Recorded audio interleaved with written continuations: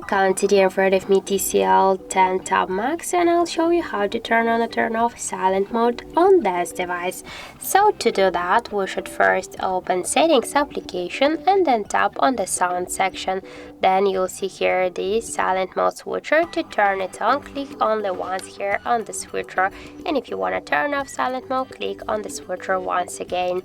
Also, I had a second way how we can do that. Just first open notification panel, and here you should find sound icon. Just to activate silent mode, click once here on this icon, and to just turn off sound mode, click again on the sound icon, and that's it.